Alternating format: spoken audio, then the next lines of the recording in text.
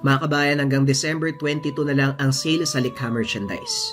Sayang naman kung hindi ka pa nakakahabol mga kabayan, almost 1,000 to 1,500 ang discount hanggang December 22. Kaya kung naghahanap ka ng panregalo mga kabayan na makakatulong sa ibang tao, i-check mo na habang nakasale pa tayo hanggang December 22. Lahat na nakikita nyo sa screen mga kabayan, parte yan ng sale natin ngayong December. At nga pala mga kabayan, para sa mga naghahanap ng sideline at gustong mag-affiliate, available na for affiliate itong incenso candle for cleansing natin, color yellow or color red, pati rin yung ating incenso candle tea light version yung maliliit. Search nyo lang Likha merchandise mga kabayan, hanapin nyo itong mga candles na to at available na siya for affiliate. Again mga kabayan, may oras pa kayo para humabol sa sale natin hanggang December 22. Huwag nyo sayangin yung pagkakataon, i-search nyo lang Likha merchandise.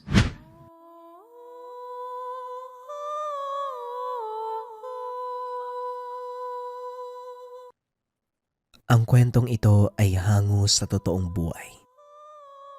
Mula ito sa isa nating kabayan na itago na lang natin sa pangalang Leon. Taong 1979, probinsya ng Bukidnon. Kakatila pa lang ng ulan, kinakabahan ang magkapatid na si Badang at Norman. Nautusan ang dalawa na bantayan ng kalabaw. Pero dahil sa pagpapabaya, hindi na malayan na nakawala na pala ito. Nilibot nila ang buong lugar subalit walang nakita. Malapit na ang oras ng pag-uwi ni Leon na siya namang ikinakabahala dahil siguradong mapapagalitan. Ikaw kasi Badang, kung sumunod ka sa sinabi ko, hindi sana makakawala ang kalabaw. Doon dapat sa puno ng mangga tinali eh. Bakit kasi doon sa maliit na punla ng saging mo nilagay? Pagdating ni Leon, siguradong malilintikan tayo pareho eh. Wika ni Norman. Malintikan ako malilintikan. Nakawala na eh. Wala namang problema kung mapagalitan kahit mapalo pa ng sinturon. Sanay na tong puwet ko eh. Kaya hindi ko na nararamdaman yung sakit. Ay nako, loko ka talaga. Ayos lang sa'yo pero sa akin hindi. Siyempre nakakaya kay Leon. Yun na nga lang ang pinapagawa sa atin, hindi pa masunod ng maayos. Ikaw naman kasi, masyado kang pabida. Sarap mong iuntog eh. Sa kalagitnaan ng pag-uusap, bigla silang natigilan nang mapansin ang grupo ng mga kalalakian. Kumakatok sila sa tahanan. Nagunahan pa sa paglapit sa pintuan ng dalawa sa pag-aakalang tauhan ng munisipyo. Naroon sa lugar upang mamigay ng kaunting tulong. Napapangiti sila sa naisip pero kagad ding napawi nang malaman ang pakay ng mga ito. Mapagpalang araw sa inyo mga iho. Ako si Pastor Hermo. Malapit ako sa Amang Diyos. Pinadala ako sa lupa para ituro ang banal na salita. Nais ko sanang maimbitahan kayo na maging kasapi ng aming pangkat. Sabay nating ipalaganap ang salita ng Diyos. Bayan, nakala ko ayuda. Imbitasyon lang pala. Pasensya na po ha, pero hindi kami naniniwala sa ganyan eh. Baka kasi sinungaling kayo. Kagad sinaway ni Norman ang kapatid sa prangkang pananalita. Hindi naman makapaniwala ang pastor. Ngumiti na lamang sa sinabi ni Badang. Mga iho, meron kaming pagpupulong sa Martes ha. Sana pagbigyan yung imbitasyon namin. Sandali lang naman eh. Hindi aabutin ng 1 oras. Kakasabi ko lang po ayaw namin eh. Hindi niyo ba narinig? Uy Badang, ito kung magsalita. Sugo ng Diyos ang kausap mo ha. Tapos wala ka man lang paggalang. Pasensya na po kayo pastor ha. Sadyang may kaunting diferensya lamang tong kapatid ko. Saan po ba magaganap? Anong oras o? Bandang 3:00 ng hapon. Ang kailangan nyo lang gawin ay mag-intay dahil susunduin namin kayo. O ano? Babalikan namin kayo sa Martes ha. Mauna na kami dahil mangiimbita pa kami ng iba eh. Mas marami, mas matutuwa ang Diyos. Nakangiting nagpaalam ang pastor. Sinundan na lamang nila ito ng tingin habang lumalayo. Pagkatapos kinausap ni Badang ang kapatid. Normal, lagot ka talaga. Bakit ka pumayag?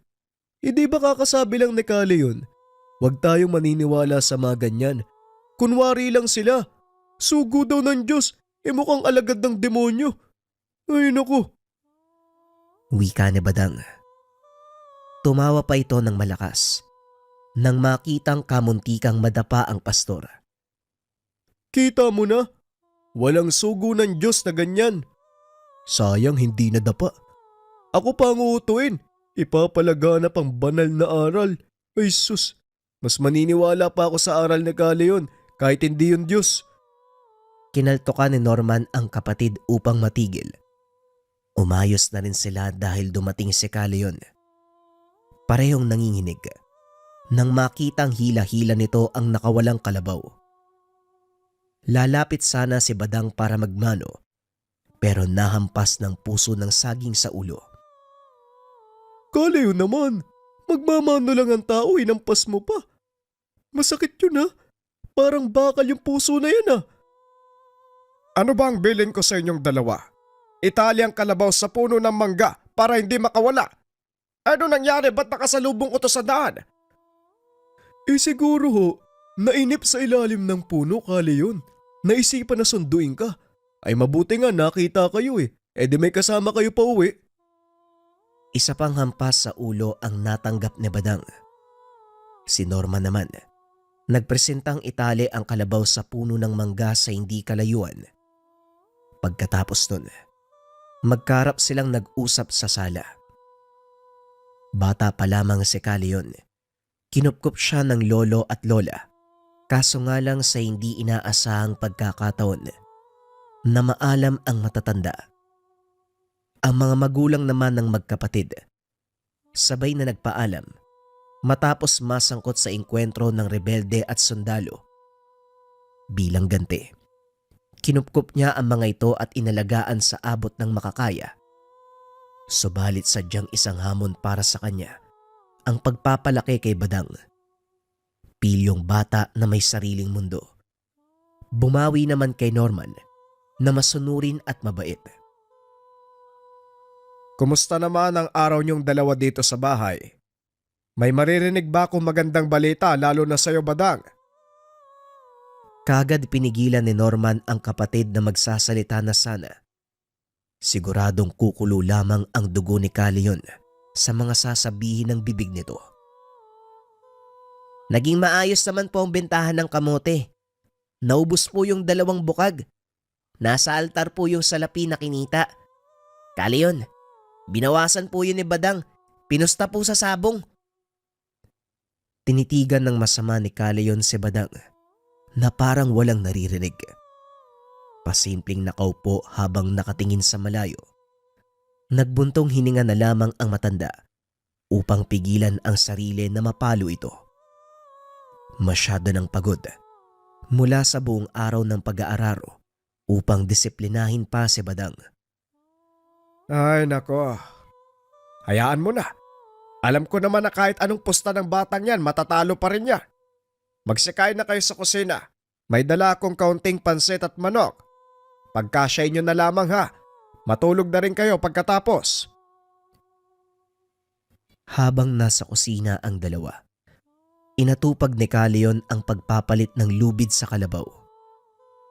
Umiksi ito matapos maputol. Sa kalagitnaan napansin niya ang 3 lalaki. Papalapit na sana sa kanyang tahanan pero nang makita siya, lumihis ng daanan sabay karipas ng takbo. Hindi na lang masyadong pinagtuunan ng pansin.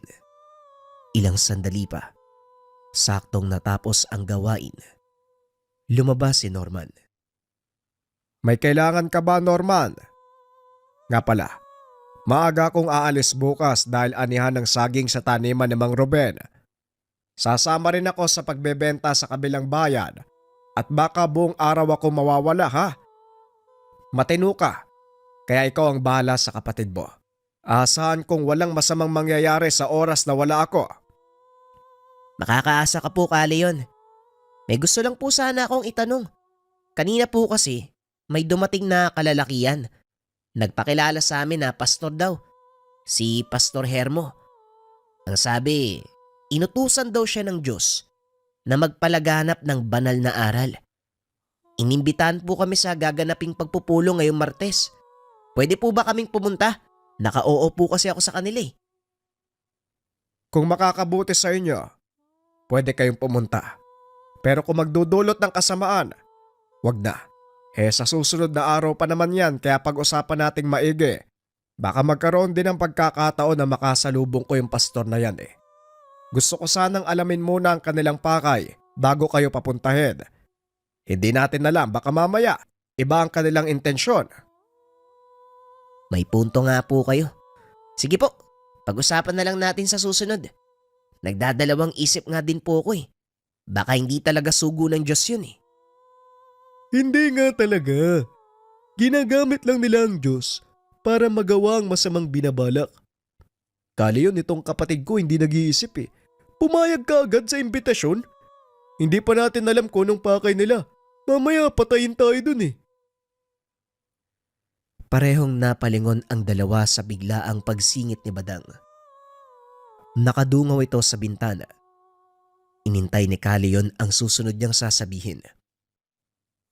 Wala po talaga akong tiwala sa pastor na yon, Kalion. Nararamdaman ko, may binabalak siyang masama eh. Nangakot lang yun ang biktima niya. Badang, nakalimutan mo yata ang sinabi ko. Huwag ka basta-bastang magbibitaw ng salita sa taong hindi ka naman sigurado. Puro ka lang kutob. Pero aminin mo, Kalion, minsan yung kutob natin, yan yung nagliligtas sa tao sa posibleng kapamakan. Sasang-ayon man kayo sa akin o hindi, wala akong tiwala sa pastor na yon. Ikaw naman, Norman, kung magpapadala ka sa paniniwala mo, bahala ka, basta hindi ako sasama. Mamaya gawin pa akong pulutan dun eh. Napakaingay mo, matulog ka na nga lang. Sumasabat pa sa usapan eh. Huling wika nito. Naiwan si Kalion. Napapaisip sa sinabi ni Badang. May punto ang bata. Ilang beses na ring may nagpapanggap na pangkat na nagsasabing alagad sila ng Diyos pero krimen ang ginagawa. Nandadamay pa ng mga inosenteng tao. Sa kabilang banda, hanga rin siya sa ugaling iyon ni Badang.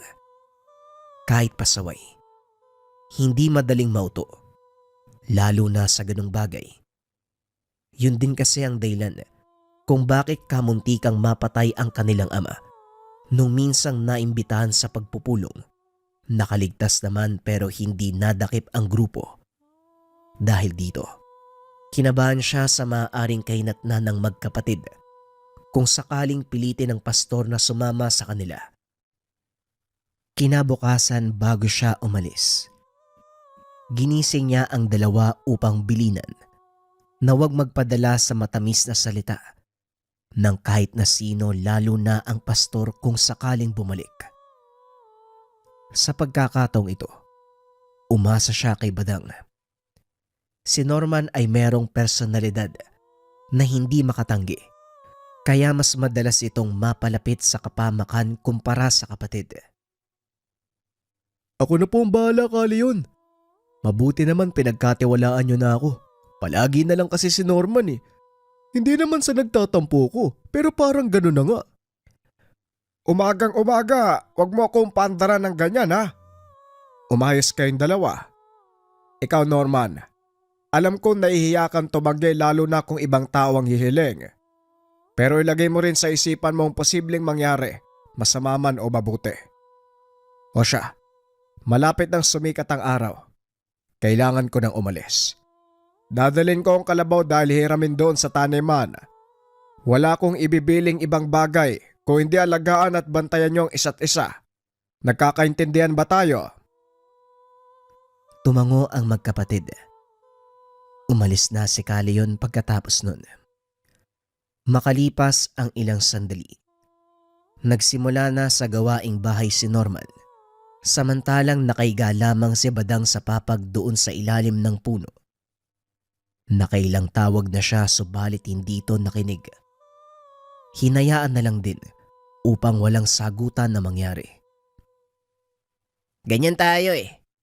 Ako na lang palagi ang gumagawa ng gawaing bahay ha. Samantalang yung isa dyan, Akala mo kung sinong senyorito. Sariling kalat, hindi maayos. Itinikom na lamang ni Norman ang bibig. Nagbingi-bingihan ang kapatid. Ipinagpatuloy niya ang pagwawalis ng bakuran. Hindi nagtagal ay maging siya. Nagulat sa biglaang pagbangon nito. Nandito na naman yung pastor ah. Yung akala mo kung sinong santo? Hoy Norman, pumasok ka ng bahay ah. Ako nang bahalang humarap sa mga yan. Alam ko na bibigay ka kaagad eh. Pasok na! Kung makapagsalita ka, parang nakababatang kapatid ako Mas matanda ako sa'yo Konting respeto naman. Ano bang sinasabi mo dyan? 1 taon lang naman yung tanda mo sa akin. Pumasok ka na nga, malapit na sila oh. Sumunod na lamang si Norman kahit labag sa kalooban. Gusto sanang siya ang humarap sa mga panauhin. Dahil kung si Badang ang kakausap, paniguradong kung ano-ano ang sasabihin. Pero wala nang nagawa kung hindi pakinggan ang usapan sa labas. Mapagpalang araw sa iyo, iho. Nandito ako muli para imbitahan kayo ng kapatid mo sa mangyayaring pagpupulong mamayang gabi. Ang nasabi ko nung nakaraan sa Martes pa, hindi ba? Kaso may iba kaming gagawin Kaya ito, nagdala ako ng kaunting pasalubong. Biyaya mula sa may kapal. Hindi pagpapalain ng araw kung magpapatuloy kayo. Huwag na tayo maglokohan, pastor. Kunwari ka pa Ginagamit mo lang ang Diyos para malin lang kung sinong gusto mong biktimahin. Kung grupo kayo ng sindikato at nagnanais kunin ang lamang loob namin, huwag na. Marami kaming sakit. Maluba ang kalagayan namin. Mukha lang malusog pero malapit nang mamatay. Natawa ang pastor sa sinabi ni Badang. Hindi inasahan ang ugali nito. Iyo, nagkakamali ka ng inaakala Hindi kami sindikato. Wala kaming balak na manguha ng lamang loob. Bakit? Sa tingin nyo ba, sindikato lang ang may lakas ng loob na gumawa ng ganyan? Ay naku, hindi mo ba nakukuha yung punto ko? Ang galing mong magpanggap pero mahina yung kukote mo. Tumitig ang pastor kay Badang. Sa puntong ito ay nakaramdam siya ng kaba. Utoy, ano ba gusto mong palabasin? Ang tabil ng dila mo Tumayo si Badang at tumitig pabalik sa pastor. Ang pinupunto ko, itigil mo na ang kalokohan mo. Kung sa tingin mo magtatagumpay ka sa panlilin lang, wag mo nang antayin pa na dumating si Kaleon. Talagang hindi mo nakukuha yung punto ko no? Ang hina talaga ng utak mo. Sisimplihan ko na lang. Umalis ka na. Bago pa dumating ang antingero, natatapos ng buhay mo, aswang! Sandaling natigilan ng pastor. Ngunit nanatiling nakatitig ng masama sa kanya. Hindi mo inasahan ng malalaman ko no? Matagal ko nang kasama sa isang bubong antingero. Kahit papano, may nalalaman na ako ibang bagay tungkol sa kagaya mong aswang. Kahit anong pagngiti o matatamis sa salita ang sabihin mo, mangingibabaw pa rin ang totoo mong katauhan. Hindi mo maitatago ang katotohanan. Nagbuntong hininga ang pastor. Halatang nagpipigil ang itsura. Ngumiti na lamang ito at nagpaalam. Iho, sa tingin ko, nagkamali ako ng batang inimbita. Maraming salamat Alis na ako. Mahusay ka. Tumalikod na ang pastor, pero hindi maitatanggi ang galit nito. Oy Badang, ano bang sinasabi mo? Kung ano-ano yung lumalabas sa bibig mo Ginalit mo yung tao. Isa ka po Hindi ko alam kung bakit ganyan ka mag-isip. Ilang taon na nating kasama si Kaleon, ang antingero na maraming aswang na tinugis. Kahit kaunti wala ka natutunan. Oo, alam ko. Wala siyang diretsyong itinuro sa atin. Pero imposible naman na hindi mo nakikita yung ginagawa niya. Hindi na lang sumagot si Norman. Hinayaan ang kapatid na magpatuloy sa pagsasalita. Sa puntong ito sinesermonan siya. Habang nakikinig, napagtantong isang bagay. Kamuntikan na siyang mapakagat sa pain ng aswang. Matapos ang sandaling iyon, hindi na bumalik ang pastor. Kaso nga lang pagsapit ng dilim, Nagsimula silang makaramdam ng panganib. Norman, wala ka ba naaamoy? Ang tindi ng alingasaw. Hawakan mo nga to. Mas mabuti nang handa tayo kaysa mahuli. Siguradong babalik yun. Nagtataka si Norman kung bakit siya inabutan ng itak. Sinong sila at bakit kailangan ng itak? Baliw ka ba? Gabing-gabi umaarangkada yung kabaliwan mo ah. Nasa talampakan ba yung ilong mo? Umaalingasaw na ang amoy ng aswang. Hindi mo pa rin napapansin. Hawakan mo yan, panlaban natin yan eh. Wala si Kale yun, kaya tayo lang ang magliligtas sa ating sarili. Nakiramdam si Norman sa paligid. Kagaya ng kapatid, napansin na rin ang presensya ng aswang. Kagad silang nagpatay ng gasera. Inantay sa kadiliman ang paglapit ng nilalang. Pareho pang nagulat sa biglaang pagkalampag ng bubong na para bang may dumapong dambuhalang halimaw. Sinundan din ito ng nakakakilabot na halinghing. Akala ko ba uuwi din si Kale yun? Bakit hanggang ngayon wala pa siya? Paano tayo niyan? Isang tabi mo muna yung takot mo. Walang may tutulong yan sa sitwasyon natin. Hindi ito ang oras para magpadala kung ayaw mong malapa ng aswang. Natatakot man ay pilit itong pinanlabanan. Sinikap nilang makalipat ng pwesto dahil ang kinalalagyan nila malapit ng mabutas ang bubong na paulit-ulit na kinakalmot ng nilalang sa itaas. Natataranta na ang dalawa dahil kaunti na lamang makakapasok na ang aswang. Nakita nila ang kuko nito. Nabutas ang pinagtagpi-tagping nipa. Nagmamadali silang nagtungo sa pintuan para lumabas. Natigilan dahil nasa harapan na ang nilalang. Sige, subukan mong lumapit. Akala mo natatakot kami ha? Sige lang, konting dikit pa, pupugutan kita ng ulo. Wika ni Badang. Sinubukang tagain ng aswang. Si Norman sa kabilang banda. Nilalabanan ang sarili. Malapit nang mawalan ng malay dahil sa takot. Buong puwersang ibabalibag ng nilalang si Badang.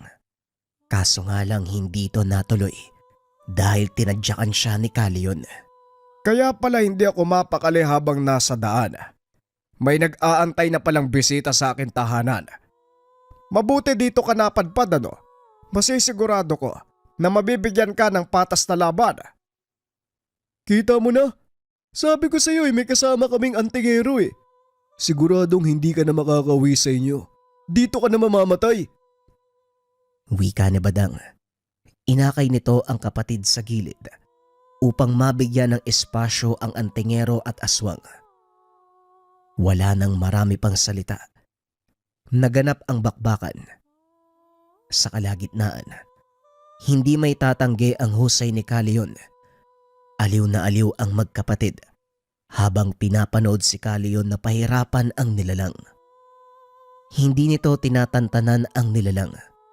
Gusto sanang makatakas pero palaging sinusundan ni Kale yun sabay taga. Gumagapang na lamang ito. Patuloy pa ring naghahanap ng paraan para makatakas. Marami nang natamong sugat. Malubha na ito pero hindi pa rin napuputulan ng hininga.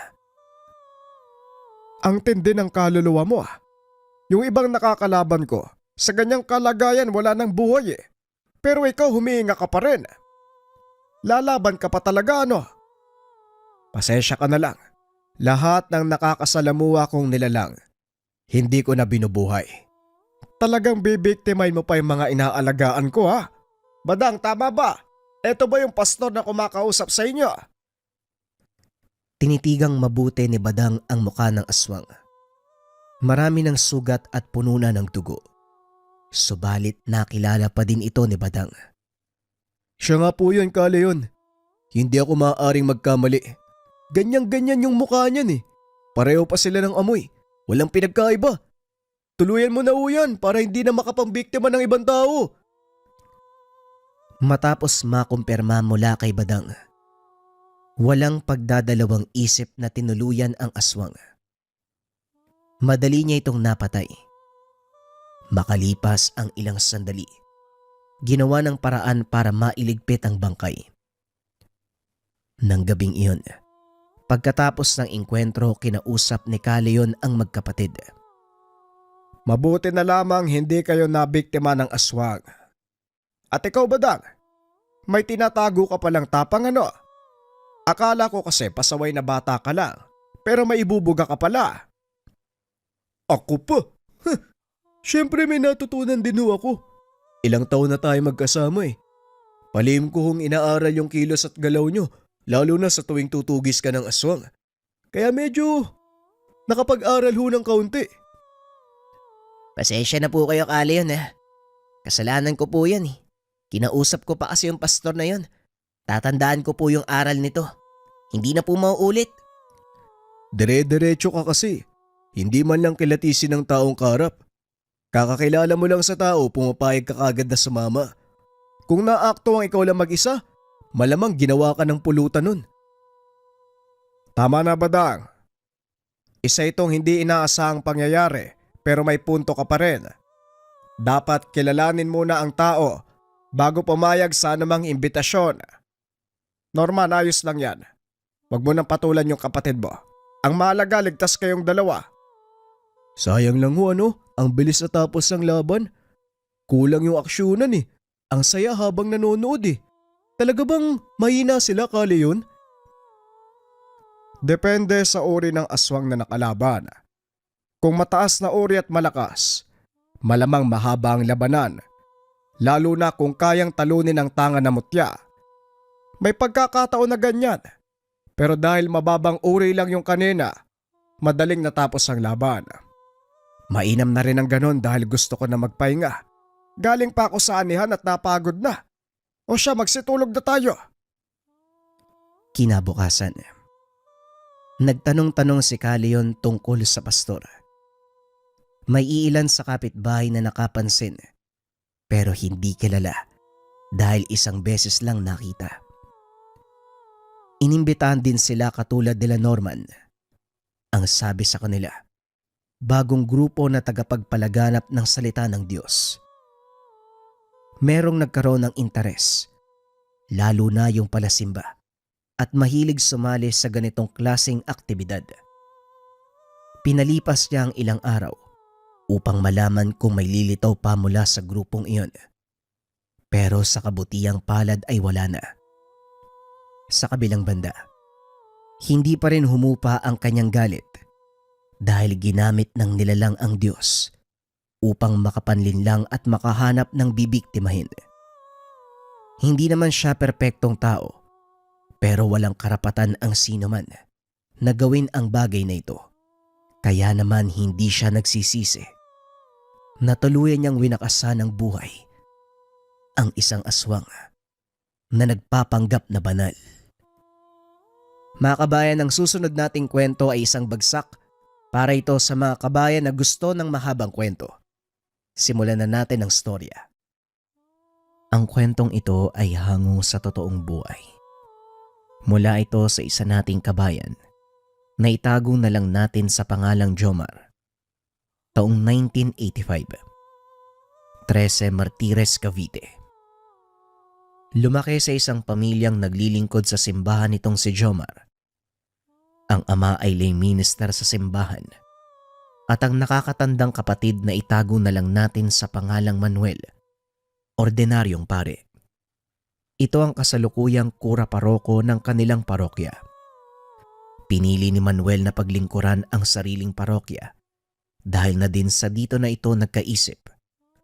Nahubog ang pananampalataya ng binata sa loob ng 4 na sulok ng parokya ng Kristong Hari. Hanggang sa nagkaroon nito ng pagkakataong pumasok sa seminaryo. Kalaunan ay natanggap ang pangarap na maging isang pare. Nang magkaisip si Jomar, pinasok naman ito ng ama bilang sakristan. Sa haba ng panahong naglilingkod ito, marami nang natutunan ang binata. Mas madalas nitong kasama ang mga kaibigan ng kanyang ama. Karamihan sa mga ito ay may kaalaman sa lihim na karanungan. Sa murang edad, Nakakarinig ng mga nakakamanghang kwento ang binata tungkol sa mga medalyon at iba pang tangang gamit ng mga nakakatandang nakakasalamuha. Alam mo, Jomar, mas maganda ang may kaalaman sa ganitong mga bagay. Proteksyon din ito laban sa mga masasamang tangka. Maniwala ka o hindi, maraming nagkalat na mga taong may kaalaman sa kaliwa, hindi ba? Pwede ba paring Narsing? Huwag mo ngang pinupuno ng mga ganyang kwento ang isip ni Jomar. Mamaya, kulitin ka ng kulitin ng batang yan. Nabanggit niyo, Manong Narsing, kaliwa? Ano pong ibig sabihin nun? Nako, ayan na nga bang sinasabi ko? O siya paring Narsing, iyong-iyo na ang entablado. Jomar, huwag ka masyadong magpapagabi ha. Mauna na ako at baka magalit ang nanay mo. Pareho tayong nasa galaan. Sasalubungin tayo ng lumilipad na kaldero. Opo, tay. Maya-maya po uuwi na rin ako. Teka, nga ba yun? Nasaan na nga ba tayo? Ah, alam ko na. Nagtatanong ka tungkol sa kaliwa. Ang mundo ay may dalawang panig. Kaliwa at kanan. Taas at ibaba. Ang kaliwa ay sumisimbolo sa kasamaan. At ang kanan naman, kabutihan. Ganon din ang taas at ibaba. Langit at lupa. Ang mga kaalamang nandito sa mundo ay nagmula sa magkabilang panig. Gaya ng mga kaalaman ng Diyos o mas kilala natin sa tawag na lihim na karunungan. Nahati din sila sa dalawang bahagi, mabuti at masama. Alin po yung mas malakas? Alin po yung mas makapangyarihan? Wala namang mas malakas kaysa sa isa. Nasa tao kung paano niya ito gagamitin. Hindi mahalaga ang pinagmula ng kakayahan, kundi sa kung ano ang paggagamitan mo nito. May ilang kalamang mula sa kaliwa ang nagagamit para makapanggamot. Ngunit may mga tao ding may kinalaman mula sa kanan na ginagamit ang kapangyarihan para manglamang at manakit ng kapwa. Sa murang edad, natutunan ni Jomar ang mga bagay tungkol sa lihim na karunungan. Kasabay nito, ang unti-unti niyang pagtuklas ng kakayahang nakapaloob dito. Unang pinag-aralan ni Jomar ang orasyon ng San Benito. Matagal niya nang hawak ang medalyon, ngunit wala itong alam kung gaano kalakas ang taglay nitong kapangyarihan. Nakita lang ito ni Mang Narsing na suot ng binata kaya tinanong niya ito. Yan iho. Eto, yan. Wala ka bang alam tungkol dyan sa suot mong medalyon? Sa pagkakaalam ko lang po, San Benito ang tawag dito. Pero hindi ko alam kung para saan at paano gagamitin. May alam po ba kayo, Manong? Sayang ang pagsusot mo ng medalyon na yan kung hindi mo alam kung paano gagamitin. Sandali lang at may kukunin ako sa kwarto. Maya-maya ay bumalik ito sa sala at may dalang libreta. 1 pulgada ang kapal nito, 6 na pulgada ang haba, at 4 na pulgada ang lapad. Nakalimbag sa harapan ng libreta ang imahe ng San Benito. Ano naman po yung laman ng libretang yan? Ito ang libreta ng mga dasal ng San Benito. Lahat ng nilalaman nito ay impormasyon kung paano mong papaganahin ang medalyon. Kung hindi mo alam ang pagbigkas ng mga dasal, magpaturo ka ng mga salitang Latin sa Kuya Paulo mo. Paniguradong marunong siya. Sinunod ni Jomar ang payo ng matanda. Saktong kakatapos lang makipag-usap ng nakakatandang kapatid sa mga tao nang dumating siya sa parokya. O Jomar, may kailangan ka ba? Oo kuya, may kailangan ako eh. Ay, Padre Paolo pala. Kailangan ko ng tulong mo eh. Turuan mo naman akong magbasa at magsalita ng Latino. Biglang tumawa ang pare.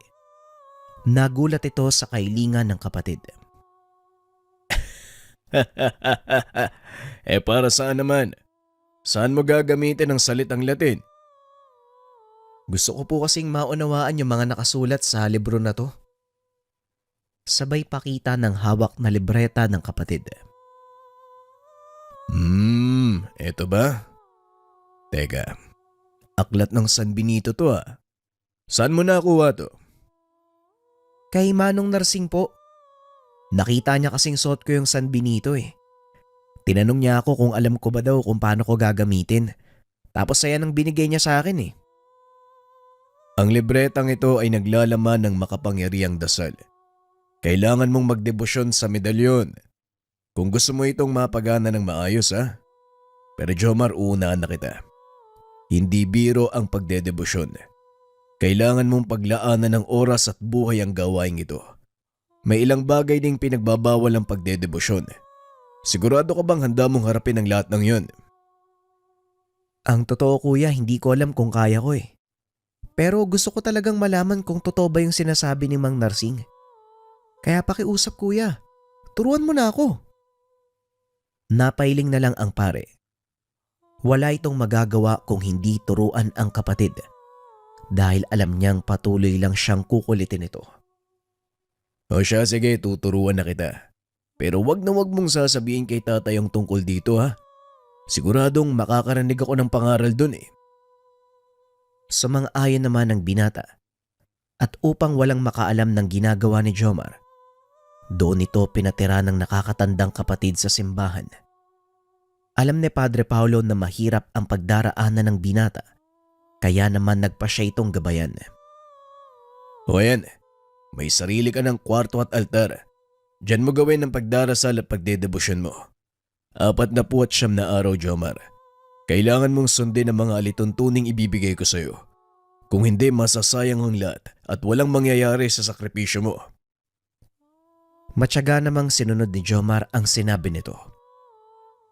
Bagaman nahihirapan, hindi sumuko ang binata at nagpatuloy itong matuto hanggang sa tuluyan niyang matapos ang debosyon. Kuya, parang wala namang nangyari ah. Ganun pa rin yung pakiramdam ko eh. Pero lalong gumaan yung pakiramdam ko dito sa suot kong medalyon.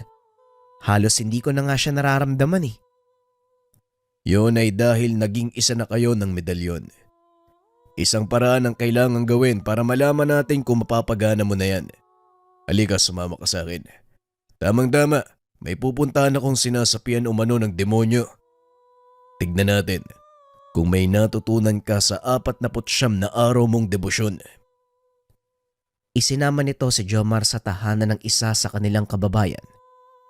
Hindi akalain ng binatang maging ang mga ganitong uri ng suliranin. Kinakarap na ng kapatid. Ilang minutong nakalipas, narating nila ang tahanan ng sinasabi ni Padre Paulo. Nagulat si Jomar dahil naroon din si Mang Narsing. Mabuti naman at dumating ka na, Padre. Hindi na namin kayang pigilan kung anumang sumapi sa katawan ng babaeng yan eh. Masyadong malakas. Kahit ang pinatawag nilang albularyo ay tumakas. Sumilip si Jomar sa loob ng tahanan. Nakita nito ang isang babaeng nakagapos. Teka, sandali lang ho. Bakit kailangan mong igapos, Mang Narsing? Hindi to kagad pinansin ng matanda dahil nakatuon ang atensyon nito sa pakikipag-usap sa pare. Bakit nandito ka, Jomar? Padre, bakit naman sinama mo dito ang kapatid mo? Alam mo namang napakadelikado ng gagawin natin eh. Gusto kong patunayan kung nagawa ba ng tama ni Jomar ang pagdedebosyon. Siya ang haharap sa nakasanib. Sige na, Jomar. Maganda ka na. Nagsimulang magkarga ng dasal ang binata habang hawak nito ang medalyon. Sa kalagitnaan ng pag-uusal ay sumigaw ang sinasaniban. Itigil mo ang pag-uusal. Nabibingi ako. Masyadong masakit sa tenga. Isa lang ang ibig sabihin nito. Napapagana ng maayos ni Jomar ang mga dasal. Ito ang natural na reaksyon ng masasamang elemento sa tuwing naririnig nila ang basag ng mga letra sa likod ng San Benito. Ituloy mo lang, Jomar. Huwag na huwag kang hihinto. Nilapitan nito ang pasyente. Nag-usal ng mga dasal sa salitang Latin. Itinuloy ni Jomar ang pag-uusal. Nilapitan naman ito ni Mang Narsing upang ituro ang ilan pang sekreto ng 7 krus ng San Benito. Ang 7 krus ng San Benito, Jomar, gamitin mo ang mga dasal na yon upang tuluyang lumakas ang otoridad ng kapatid mo. Ngunit inawat ito ni Padre Paulo. Sandali lang, Mang Narsing. Jomar, halika. Lumapit ka dito. Lumapit naman ang binata. Nagulat ito sa sumunod na ginawa ng kapatid. Kuya, anong ginawa mo? Bakit mo kinalagan yung pasyente, kuya? O bakit? Natatakot ka ba, Jomar? Gamitin mo ang lahat ng natutunan mo. Subukan mong utusan ang demonyong nasa loob ng katawan ng babaeng to. Bagaman natatakot, sinubukan ni Jomar ang sinabi ng kapatid. Hinawakan ni Padre Paulo ang kamay nito. Itinapat sa noo ng pasyente. Ngayon, anong susunod mong gagawin? Lumipat ka ng pwesto, kuya. Hawakan mong mabuti ang kamay ng pasyente. Kung ayaw mong pareho niya tayong makalmot. Matapos ay nagsimula na itong banggitin ang basag sa mga letra sa harap at likod ng medalyon. Sa bandang huli, binanggit nito ang isa sa pinakamakapangyarihang susi. Vade, Retro Satana, Yeshua Hamazaya. Biglang nanigas ang katawan ng pasyente. Tuluyan itong bumagsak sa higaan. Tumahimik ang paligid. Nang tignan ni Mang Narsing si Jomar, naliligo na ito sa sariling pawis. Mahusay. Mahusay, Jomar. Hindi na masama para sa isang baguhan. Binabati kita. Isa ka ng deboto ng San Benito. Hindi para sa akin ang karangalang ito, Manong. Para ito sa parokya ng Kristong Hari at sa Diyos Ama. Hinawakan ng mga kaanak ng pasyente ang kamay ni Jomar. May mala ang mga kamay mo, Jomar. Totoo ngang kapatid ka ni Padre Paulo. Maraming salamat sa tulong mo. Sa Diyos po ang karangalan. Tagapaglingkod lang po ako ng amang makapangyarihan sa lahat.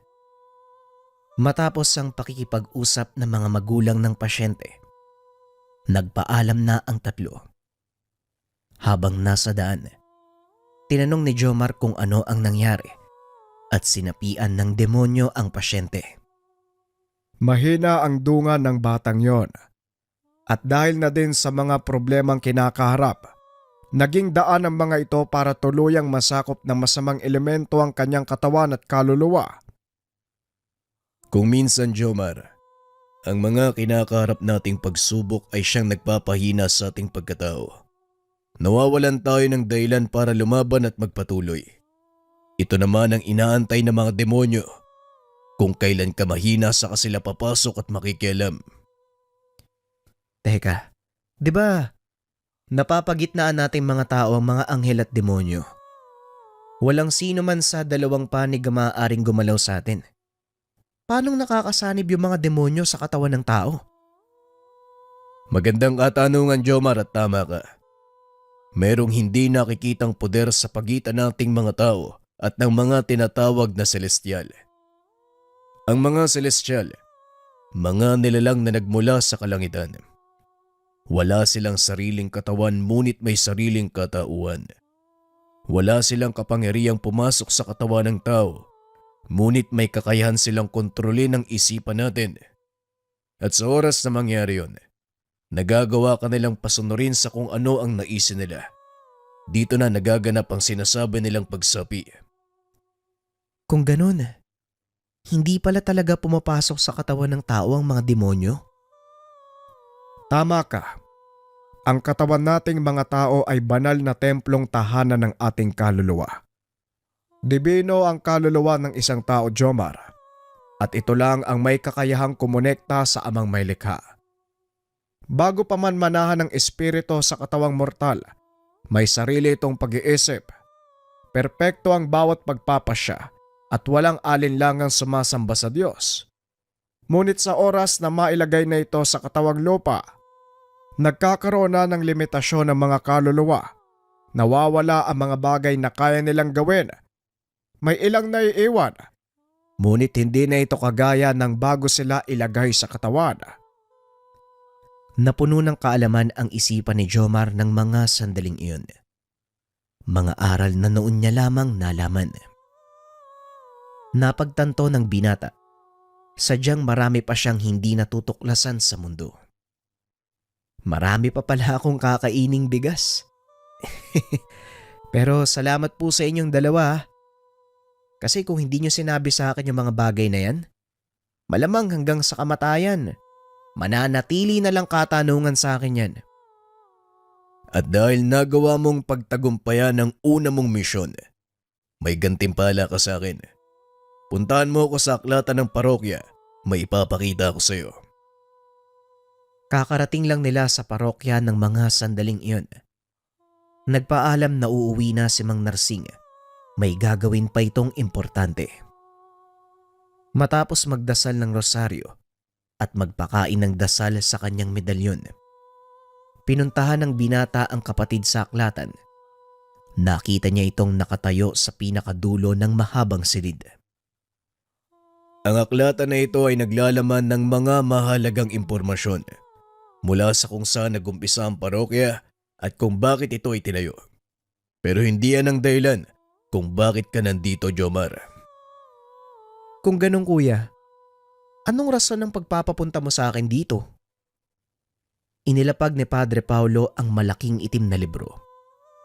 Sobrang kapal nito na halos isang dangkal, isang talampakan ng lapad at isa't kalahati naman ng haba. Alam mo ba kung anong aklat na ito? Opo kuya, ang banal na kasulatan ng Diyos, ang Biblia. Pero bakit may ibang lengguwaheng nakasulat? Magandang katanungan. Ang tawag sa lengguhaheng ito ay Aramaic. Ito ang salitang ginamit ng ating Mesaya, ang Panginoong Kristo Jesus.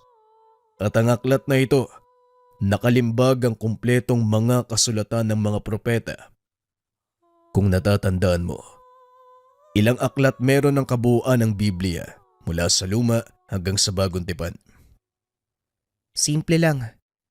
66, 39 mula sa lumang tipan at 27 naman mula sa bagong tipan. Kuya naman, pinapunta mo ba ako dito para bigyan ng pambatang pagsusulit? Tama ang sagot mo, pero mali. Nalabis namang ipinagtaka ng binata. Paano mo nasabing mali kuya? Hindi ba ikaw ay nagturo sa akin ng tungkol sa Biblia simula nung bata pa ako? Tama ka, pero may ilang bagay akong hindi isinama. At para sa mas malawak na kaalaman, eto basahin mo. Para mapagtanto kung ano ang sinasabi ko, ikaw mismo ang tumuklas, Jomar. Naupo ang binata at binuksan ang aklat. Nung una ay hindi niya ito maintindihan dahil bukod sa kakaiba ang lengguwaheng ginamit, masyado ng luma ang libro at medyo nabubura na ang ilan sa mga letra. Hindi ko naman mabasa yung mga nakasulat kuya eh. Paano ko ito maiintindihan? Dahil binabasa mo ito gamit ang iyong mga mata.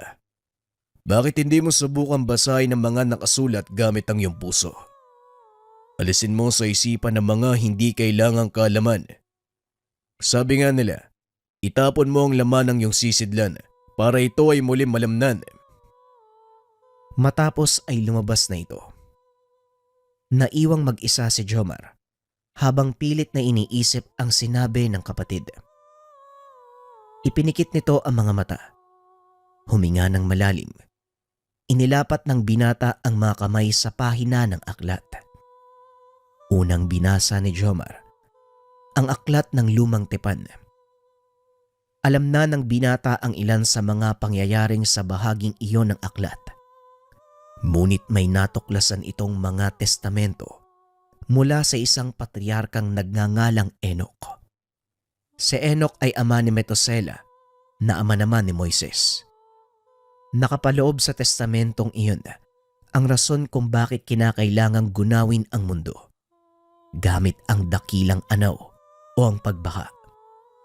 Ipinaliwanag din sa aklat na iyon kung bakit ang ilan sa mga anghel ay nahulog sa lupa, maging ang pinagmulan ng mga demonyo, ng mga higante, na kung tawagin naman ay Neplihim. Maliban dito, may mga sekretong kasulatan din mula sa nasabing aklat ang natuklasan ng binata. Ilan sa mga ito ay mga engkantasyon, orasyon at mga dasal. Dali-daling isinara ni Jomar ang aklat dahil nakaramdam ito ng kakaibang kilabot. Maya-maya pumasok si Padre Paulo na may dalang isang baso ng tubig. O ito, inumin mo. Alam kong kakailanganin mo yan. Ano, may natuklasan ka na ba? Marami kuya sa palagay ko. Hindi ko na itutuloy pa. Kasi yung mga kalamang ito, hindi na pwedeng ipakalat pa sa nakararami. Yan mismong dahilan kung bakit tinanggal sa bagong bersyon ng Biblia ang aklat ni Enoch. Naglalaman ito ng mga makapangyarihang salita, kagaya na lang ng parisukat ng Sator, tatsulok ng Trespico Roma at marami pang iba. Wika ni Padre Paulo. Nang mga sandaling iyon, mas naunawaan ng binata ang lahat ng tungkol sa lihim na karanungan. Dahil dito mas lalong ipinag-ibayo ni Jomar ang pag-aaral para mapangalagaan ang taglay na sikreto. Ngayong alam mo na ang katotohanan, patuloy ka na lang lalakas. Hindi ko na din kailangan sabihin sa'yo na maging mabuting tao ka dahil alam ko naman yun. Pero mag-iingat ka dahil marami ang maghahangad na subukin ang kakayahan mo, lalo na ang may kaalaman sa kaliwa. Fast forward tayo ng ilang taon. Nagtapos ng sekundarya si Jomar. Piniling mag-aral ng kolehiyo sa isang pamantasan sa Maynila. Dito naranasan ng binata ang unang pakikipagtuos sa kapwa may alam. Papalabas ng kwarto nakasalubong nito ang isang dalaga. Normal lang ito sa paningin ni Jomar. Ngunit nang makalabas ng tuluyan ang binata, nakaramdam ito ng matinding sakit ng ulo. Ang pagkakamali mo, masyado ka nagpapakampante eh. Anong akala mo? Ikaw lang ang may alam? Dali-dali namang nag-usal ng pangkalasang binata. Nagtaas siya ng depensa. Pasensya na pero hindi ko alam kung anong ibig mong sabihin. Hindi nga kita kilala eh. Kung sa bagay, bago ka nga pala dito no? Kaya wala kang alam. Pero wag mong isiping maghahari ka sa paaralang ito. Dahil lang sa may alam ka sa lihim na karunungan ha. Tandaan mo, hindi lang ikaw ang marunong magbato ng mga dasal. Alam kong may kaalaman ka. Kaya nga ako tinamaan ng binato mong tigalpo eh. Pero ang tanging intensyon ko ay pumasok sa eskwela. Wala akong pake sa mga sinasabi mo at isa pa, bakit ko naman papangaraping maghari dito? Sabay lakad palayo. Ilang beses pa siyang sinubukang tigalpoy ng dalaga. Ngunit hindi na ito tumalab dahil sa lakas ng depensang taglay ni Jomar. Hindi pa tayo tapos, tandaan mo yan. Magkikita pa tayo. Huminto sa paglalakad si Jomar. Hinarap ang dalaga. Kung gugustuhin ko, dapat kanina ka pa nakalohod eh. Sa ginawa mong pagtigal po sa akin ng paulit-ulit kahit wala naman akong ginagawa sa'yo. Nasa akin ang lahat ng dahilan para gantihan ka. Pero hindi na kita papatulan kasi halata namang wala kang alam sa kung anong pinaggagawa mo. Ngayon, kung gusto mo talaga ako makasagupa, ikaw ang bahala. Pagbibigyan kita sa ngayon pero sa susunod, makikita mo kung anong kaya kong gawin. Pagkawi nito sa tahanan, saktong naroon na si Padre Paulo. Kausap nito ang kanilang ama.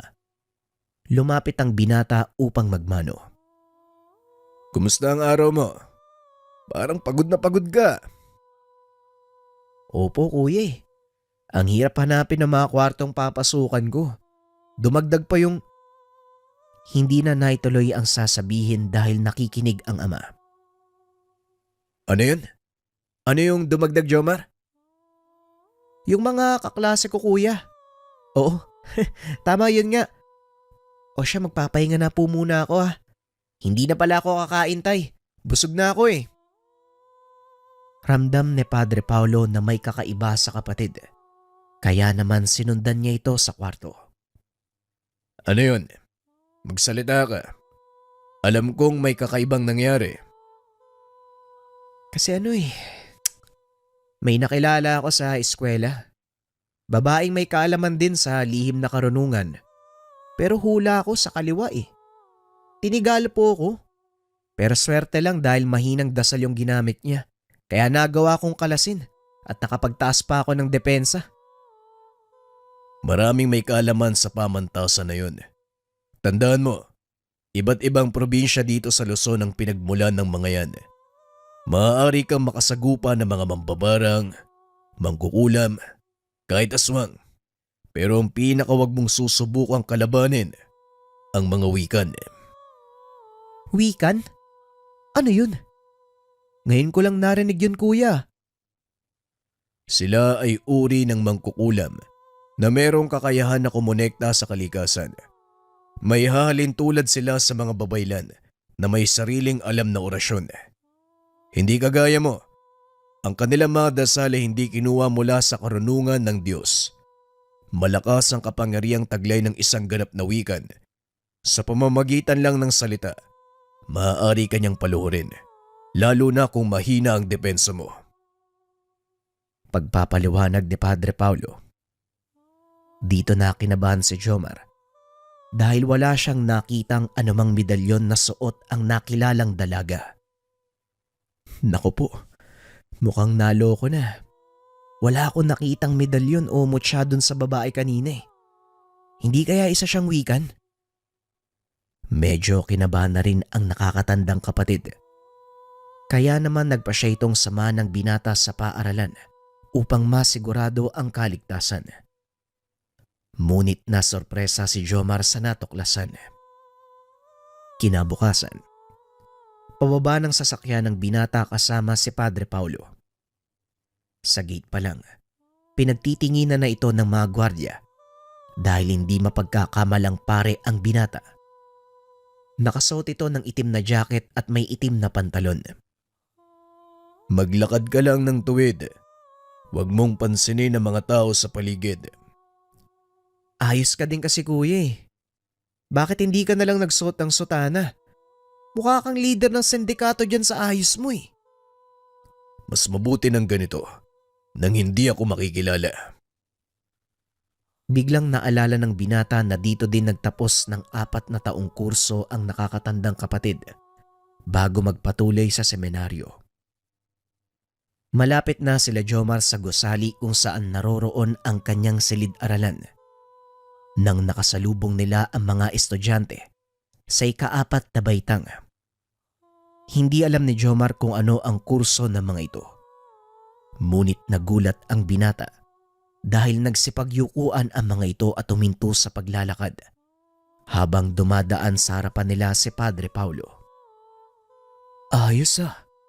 Para ka talagang leader ng sindikato, kuya. Sa hindi kalayuan, nakita ng binata ang dalagang nagbato ng tigalpo sa kanya. Dali-dali itong itinuro kay Padre Paulo. Nang makita ng dalagang siya ang pinag-uusapan ng dalawa, mabilis itong pumasok sa silid. Yun ba? Siya ba yung sinasabi mong babae? Siya nga, kuya. Hindi ko alam kung anong tangan niya o aral na nalalaman. Pero isa lang ang sigurado ko. May kaalaman siyang taglay. Tama ang hinala mo, Jomar. Pero kung mahinang tigalpo lang ang binato niya sa'yo, wala kang dapat alalahanin. Dahil binibigyan ka lang niya ng babala. Mas mabuting kausapin mo siya na maayos. Dahil siguradong may gustong iparating sa'yo ang babaeng yan. Matapos makita ang sinasabi ng kapatid, kaagad nang nagpaalam si Padre Paulo. Saka lang nalaman ng binata na kilalang kilala pala ang kapatid sa paaralang iyon. Gayunpaman, hindi na naging malaking usapin ng pagkakakilanlan ni Padre Paulo sa lugar. Dali-daling pumasok sa klase ang binata at nakita nito ang dalaga. Nakahinga ng maluwag ang binata dahil hindi na ito mahihirapan sa paghanap. Naupo si Jomar sa tabi ng dalaga. Ang lakas ng loob mong tumabi sa akin ah. Sawa ka na ba sa buhay mo? Hindi naman sa ganun. Sabihin na lang natin na hindi ako natatakot sa mga banta mo. At isa pa, gusto kitang kausapin tungkol sa mga sinabi mo sa akin eh. Nasabi ko na ang lahat ng dapat kong sabihin. Kung talagang matigas ang ulo mo, patuloy kang makikipag-usap sa akin. Desisyon mo yan. Huwag mo kong sisisihin kung mapapahama ka man. Nagtataka nga ako kung bakit mo sinasabing mapapahamak ako. Hindi ko alam kung anong meron sa paaralang ito eh. Kung anong meron sa'yo. Kaya nga gusto kitang makilala ng lubusan. Luna ang pangalan mo, di ba? Ako nga pala si Jomar. Talagang hindi ka nakikinig ano? Bahala ka nga dyan. Patuloy na sinunda ni Jomar si Luna dahil pareho lang ang mga asignaturang pinapasukan nila. Iisang kurso lang ang kinukuha ng mga ito. Hanggang sa matapos na ang klase, nakasunod pa rin si Jomar sa dalaga. Hindi mo ba talaga ako lulubayan? Ang sabi ko umalis ka na dahil wala akong panahon para… Hindi na naituloy ng dalaga ang sasabihin. Tila may kung ano itong naramdaman. Oh, anong problema? Hindi ba gusto mo ng kasagutan? Ayan na, paparating na sila. Napalingon si Jomar sa direksyong tinititigan nito. Nakita ng binata ang grupo ng kabataan. Pangkaraniwang uniforme lang ang suot ng mga ito. Ngunit ramdam ni Jomar ang kakaibang presensyang bumabalot sa kanila. Luna, mukhang nakakita ka ng bagong kaibigan ah. Sabihin mo nga sa amin, eto na ba ang pinagpalit mo sa ating grupo? Wala naman akong pakinabang sa inyo, di ba? Mahina ako. Kaya kung pwede, lubayan nyo na ako at isa pa. Wala namang ginagawang masama yung taong to ah. Kung pwede, hayaan nyo na lang siya. Hayaan. Alam mo ang patakaran sa paalalang ito. Kaya huwag kang makialam kung ayaw mong pati ikaw masaktan. Hinawi ni Jomar ang dalaga papunta sa kanyang likuran upang kausapin ang binata. Pasensya na pero mukhang hindi tama yung ginagawa nyo ah. Hindi ko hahayaang may masaktan dahil lang sa kung anumang tradisyong pinaniniwalaan nyo. Tumawa ng malakas ang binata. Inakbayan si Jomar. Hindi lang to basta tradisyon. Hindi kami papayag na may kung sinong baguhan ang magmagaling dito sa teritoryo namin. Rodel, tama na. Bitawan mo siya. Wala namang kinalaman si Jomar dito ah. Ah, yung pala. Jomar pala yung pangalan mo. Wes, gusto ko lang din magpakilala. Ang pangalan ko ay Rodel. Siguro naman, nasabi na ni Luna kung ano kami. Kaya kung ayaw mong maging miserable ang pananatili mo sa paaralang ito, sumunod ka sa patakaran namin. Gawin mo ang lahat ng sasabihin namin. Hinawakan ni Jomar ang kamay ni Rodel. Inalis sa pagkakakbay.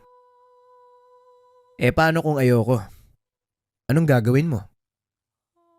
Nanlaki ang mga mata ni Rodel nang maramdaman nito ang biglang pagtaas ng enerhiya ng binata. Napatras. Nagpa siyang umalis. Huwag kang mag-alala. Sasagutin ko yan sa susunod nating pagkikita. Yan, ganyan nga, umalis kayo. Palibasa, mahihina ang pinagdidiskitan nyo eh. Sabay halik sa kanyang medalyon. Medalyon? Ang bunga kala ko kagaya kita. Sabi nila, antingero daw ang tawag sa mga kagaya kong may hawak na anting-anting. Ikaw, Ano ba ang kaalaman mo? Gaya nila Rodel, isa akong wikan. Pero hindi ako nakisama sa kanila eh. Mali ang ginagawa nila. Pasensya ka na kung sinubukan kitang saktan nung una nating pagkikita. Gusto ko lang sanang bigyan ka ng babala sa kung anong kakaharapin mo habang nandito ka sa pamantasan.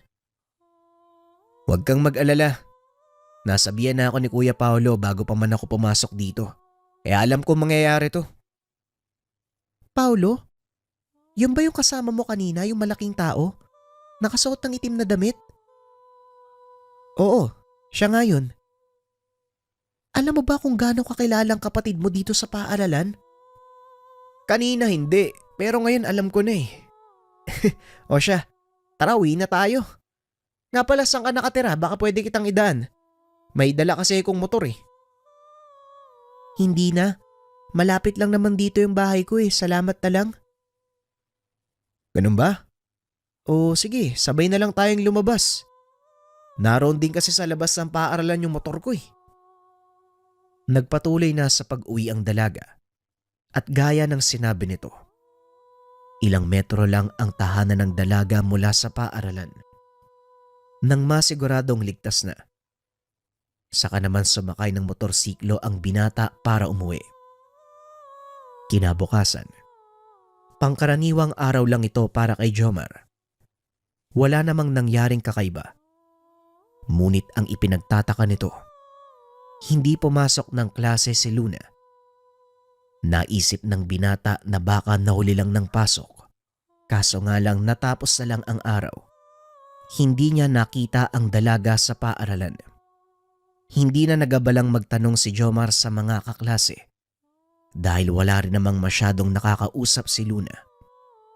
Nang makalabas na ito ng paaralan, napansin ng binata ang pangkat nila Rodel.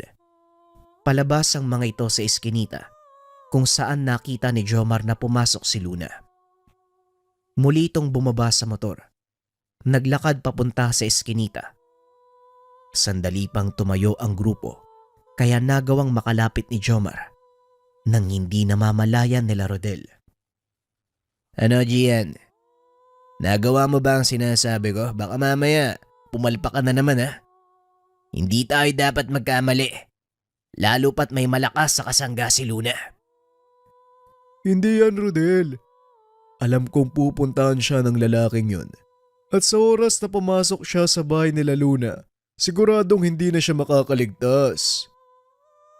Narinig ni Jomar ang lahat ng pinag-uusapan ng mga ito. Sigurado ang binata na siya ang punterya ng mga wikan.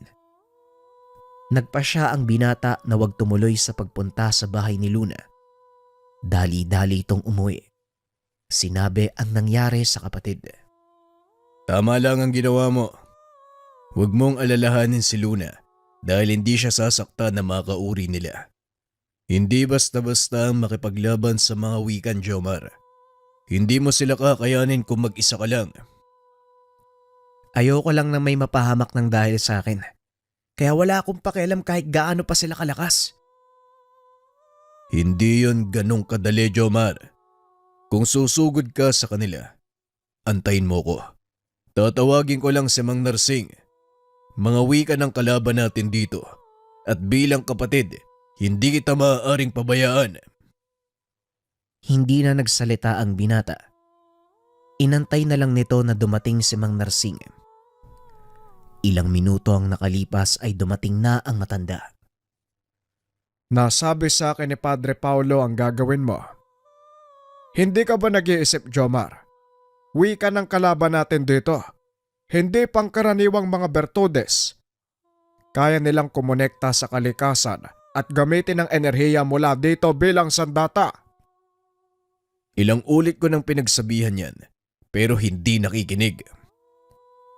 Nadamay lang kasi yung kaklase kong babae. Ang totoo, binalaan pa niya ako sa maaaring mangyari. Kaya siya ang napahamak at ngayon hawak siya na mawikan at ginawang pain. Ang ipinagtataka ko, bakit kailangan pa nilang idamay ang dalaga? Araw-araw naman kayo nagkikita sa paaralan. Pwede ka naman nilang direktang atakihin. Napatras ko sila nung una naming pagkikita. Alam kong hindi nila ako kakayanin. kaya ginamit nilang pain si Luna. May ibang binabalak ang mga taong yan. Tama lang ang ginawa mong hindi nagpapadalos-dalos ng desisyon. Ngayon ang kailangan nating gawin, dalhin sila sa isang banal na lugar. Hindi gumagana ang kapangyarihan ng mga wikan sa mga lugar na gaya ng simbahan. Pero paano natin gagawin yun? Ako ang gusto nilang mahulog sa patibong. Imposibleng pumunta sila sa simbahan lalo pat hindi gumagana yung kakayahan nila. Madali lang yan. Gusto nilang patunayan na malakas sila, hindi ba? Pwes, hamunin mo sila sa isang tagisan ng kakayahan. Hindi ako sigurado kung kakagat sila sa plano mo, Manong eh. Pero sige, susubukan ko. Wala ka nang magagawa. Kailangan mo yang gawin. Dahil kung ikaw ang pupunta sa kanilang balwarte, siguradong wala kang panalo.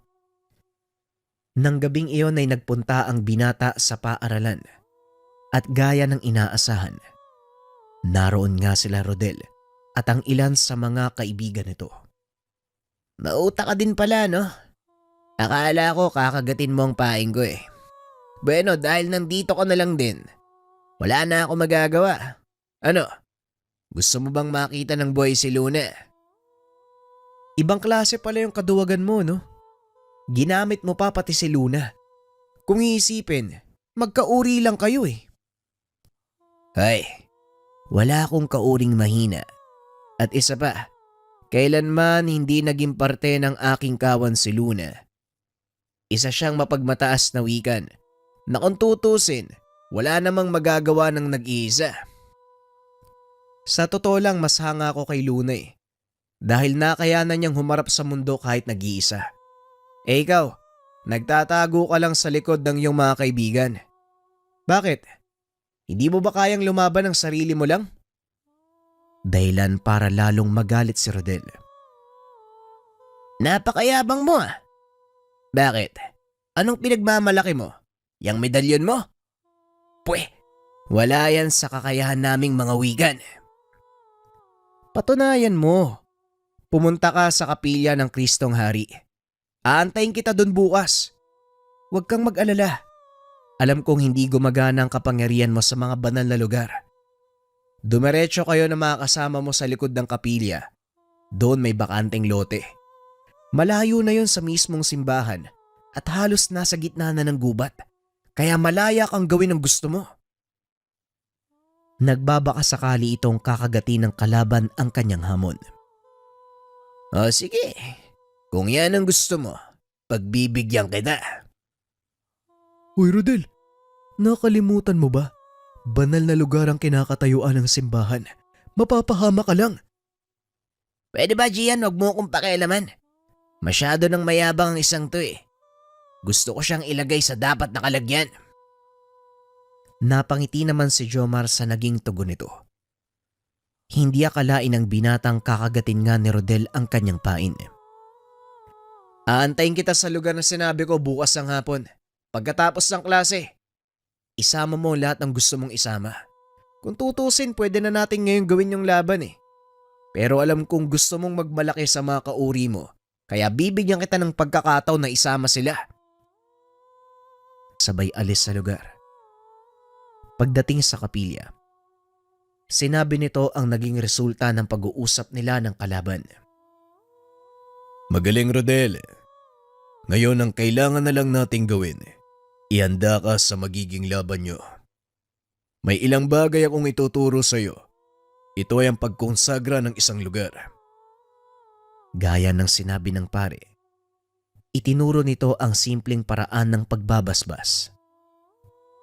Kampante si Padre Paulo na magagawa ito ng maayos ng kapatid dahil nagtagumpay na ito sa ginawang debosyon sa medalyon ng San Benito.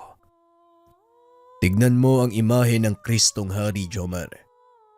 Inilalarawan nito ang kadakilaan at walang hanggang supremasiya ng ating Panginoon. Gamitin mo ang kanyang poder upang magawa mong makonsagra ang pagdadausan nyo ng laban. Noon lang nalaman ng binata na may poder at depensa din palang kasama ang dasal ng Kristong Hari. Maraming salamat kuya. Sa tinagal-tagal kong nagdadasal ng orasyon ng Kristong Hari, hindi ko napansin yung orasyong pampoder na kasama nito ah. Buong gabi niyang pinag-aralan ang dasal. Bagaman walang kasiguraduhan kung mapapagana ito ng lubusan, malaki ang tiwala ng binata sa kanyang nakakatandang kapatid. Kinabukasan, pumasok ng paaralan ang binata. Normal na araw lang ito para sa kanya dahil gaya ng napag-usapan, hindi kikilos ang magkabilang panig hanggat hindi natatapos ang oras ng kanilang klase. Pagsapit ng hapon naunang umuwi si Jomar. Dali-dali itong pumunta sa parokya at inantay ang pagdating nila Rodel sa likod nito. Naroon na rin sila Padre Paulo, ngunit hindi nagpakita ang mga ito. Mas makakabuti kung hahayaan natin si Jomar na harapin ang labang ito. Bahagi ng kanyang pag-unlad ang pagharap nito sa ganitong uri ng pagsubok. Wika namang Narsing. Alam ko, Manong. Malaki din ang tiwala ko sa aking kapatid. Alam kong malalampasan niya ang ganitong uri ng pagsubok. Maya-maya ay natanaw na nila ang pangkat ng kabataang papasok sa lugar. Nakatayo lang si Jomar sa gilid habang inaantay ang grupo. Oh, medyo natagal lang kayo ah. Dami mong kasama.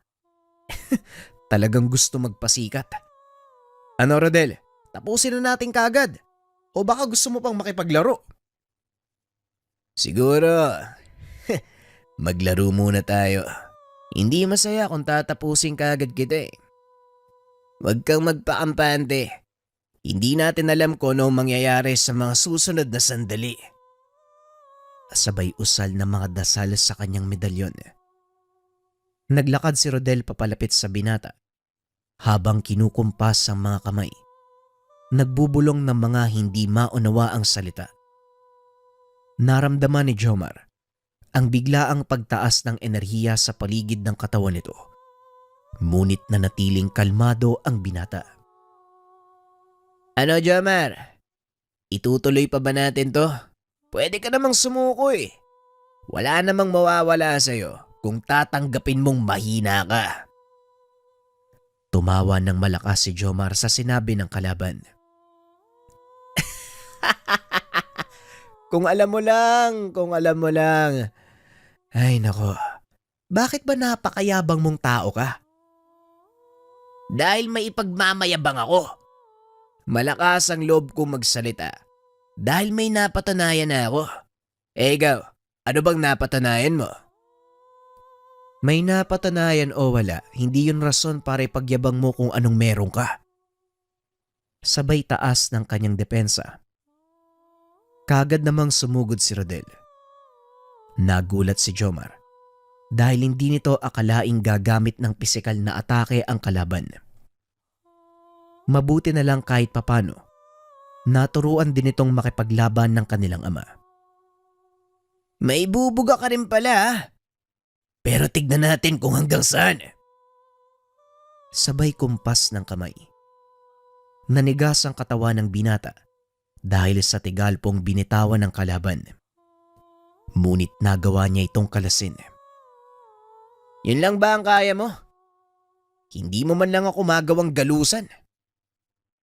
Pilit nitong inuudyukan si Rodel na ilabas ang kanyang buong lakas. Dahil ito ang susi para gumana ang orasyong ibinalot niya sa lugar. Hindi nagtagal ay nadala sa pangbubuyo ni Jomar ang kalaban.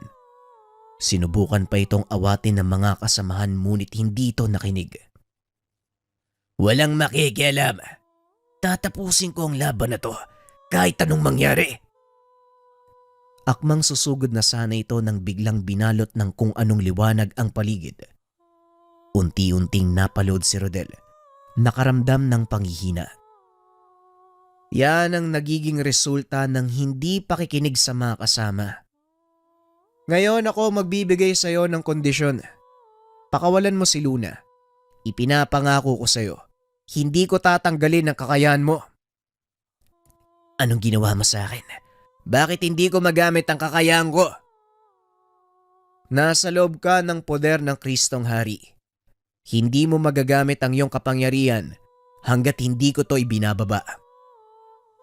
Tatanggapin ko ang pagkatalo ko. Susunod ako sa kondisyon mo. Ngunit isa lang ang pakiusap ko. Huwag mong sabihin sa iba ang nangyaring ito. May isang salita ako. Walang makakaalam ng nangyari ngayon. Pakawalan mo si Luna. Kakalimutan ko yung nangyaring sagupaan.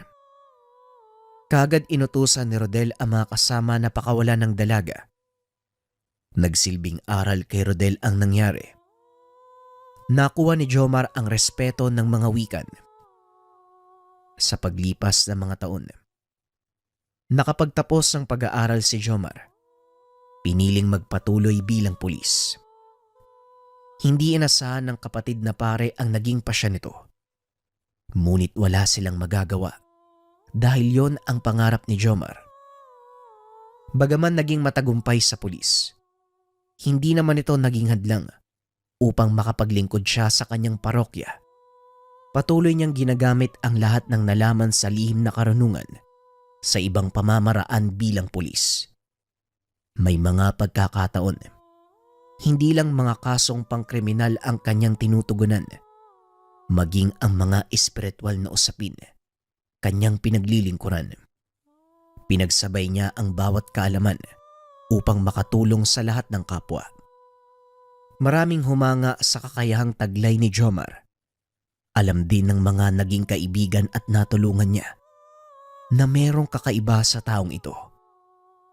Hindi kayang gawin ng mga normal na tao ang mga napagtatagumpayan ni Jomar. Ngunit dahil sa kabaitan na ipinapakita ng binata, lahat ng kanyang natulungan, hindi na nagtatanong pa. Nagpapasalamat na lang sila sa naging tulong ni Jomar sa kanilang buhay. Isang pulis na tagapaglingkod ng Kristong Hari.